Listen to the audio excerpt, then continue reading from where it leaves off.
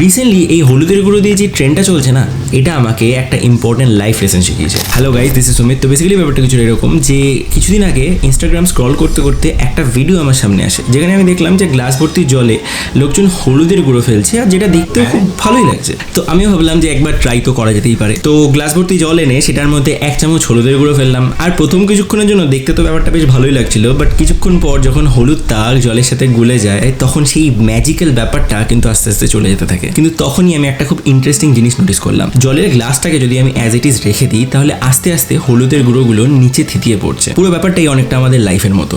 আমাদের জীবনেও যখন আমরা নতুন নতুন কোনো কিছু শুরু করি, বিট রিলেশনশিপ বা নতুন কোনো অপরচুনিটি, প্রথম তো ব্যাপারটা বেশ ম্যাজিক্যাল লাগে, কিন্তু আস্তে আস্তে উইথ দ্য টাইম ম্যাজিকটা যেন কোথাও গিয়ে হারিয়ে যেতে থাকে। তখন আমরা নানান রকমের জিনিসপত্র ট্রাই করে ব্যাপারটাকে জাস্ট খাটিয়ে ফেলি। কিন্তু কখনো কখনো ওই নতুন জিনিসগুলো ট্রাই না করে যদি জাস্ট একটু সময় দিই রিলেশনশিপটা বা নতুন অপরচুনিটিটাকে, তাহলে পরে এই ব্যাপারটা কিন্তু অনেকটা স্টেবল হতে শুরু করে।